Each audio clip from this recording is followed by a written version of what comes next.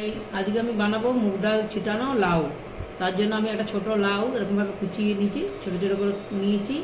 আর আমার লাগবে একটুখানি মুগের ডাল, অল্পই লাগে মুগ ডালটা।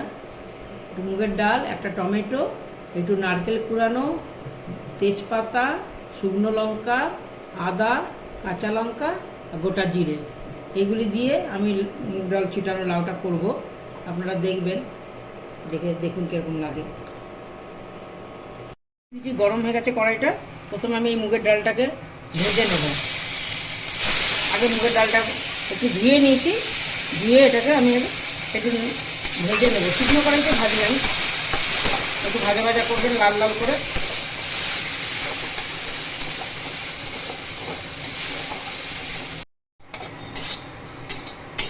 দেখুন ডালটা আমার ভাজা ভাজা হয়ে গেছে, লাল লাল, এরকমভাবে লাল লাল ভাজা ভাজা করে নেবেন। এবার এটাকে আমি একটা সিটি মেরে নেব। একটা সিটি মেরে দিলে কী হবে, তাড়াতাড়ি হবে। অনেকে কড়াইতে দিয়ে করতে পারেন, আমি একটা সিটি মেরে নেবো ডালটাকে। অল্প জল দিয়ে একটা সিটি মেরে দেবো, একদম অল্প জল দিয়ে সিটি মারবো, বেশি জল জল থাকবে না। ব্যাস। তার মধ্যে একটুখানি আমি দিয়ে দিচ্ছি নুন। ডালটার মধ্যে একটুখানি নুন দিয়ে দিলাম। একটা সিটি মারার জন্য আমি বসিয়ে দিলাম প্রেসারটা। এটা একটা সিটি মেরে নামিয়ে দেবো ডালটাকে। কড়াইটা গরম হয়ে গেছে, আর আমার অল্প অল্প তেল লাগে, একদম অল্প তেল দেবেন, এতে বেশি তেল লাগে। এদিকে প্রেসার আমি বসিয়ে দিয়েছি, ওটা সিটি মারছে ডালটা। ওর মধ্যে দিয়ে দিলাম আমি গোটা জিরে,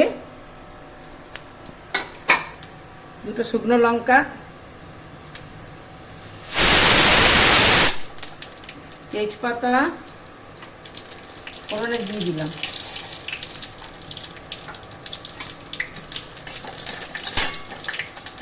গরম হয়ে গেছে ফোড়নটা।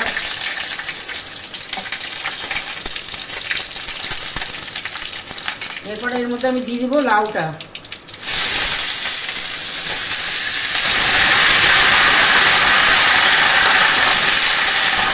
লাউটা দিয়ে দিলাম।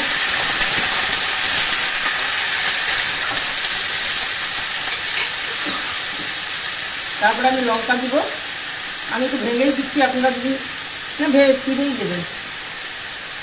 এর উপরে আমি দেবো নুন। নুন দিয়ে দিলাম।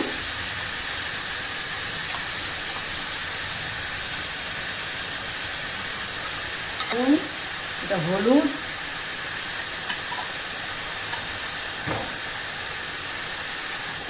নুন হলুদ দিয়ে দিলাম এর মধ্যে।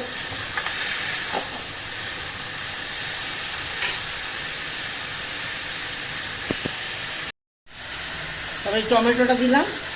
টমেটো দেওয়ার পরে নেড়ে চেড়ে নেবো, নিয়ে দেখবো ডালটা আমার গলেছে কিনা। ডালটা বেশি গলবে না, ওই জন্য একটা সিটি মেরেছি। এটা বেশি আমি গলাবো না ডালটাকে। ডালটা দেখছি, এই দেখুন ডালটা বেশি গলবে না, এরকম গোটা গোটা ডালটা থাকবে। অনেকে ডালটা দিয়ে সিটি না মারে, অনেকে এটাও দিয়ে দেয়, কিন্তু আমি একটু সিটি মারিনি তাড়াতাড়ি হওয়ার জন্য। ডালটাকে আমি এর মধ্যে দিয়ে দিলাম। ডালটা দিয়ে দিলাম, এই ডালের সেই জলটা এটাকে দিয়ে দিলাম। এবার একসাথে আমি দিয়ে সবকটাকে নাড়াচাড়া করে একটু ঢেকে দেবো। কিছুক্ষণ হোক, তারপর আপনাদের দেখাচ্ছি।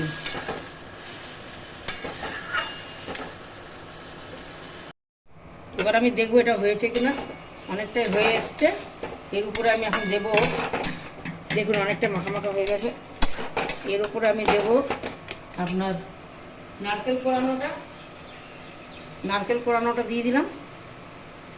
আর একটুখানি মিষ্টি, অল্প একটু চিনি, এই অল্প একটুখানি চিনি দিলাম। এই দেখুন,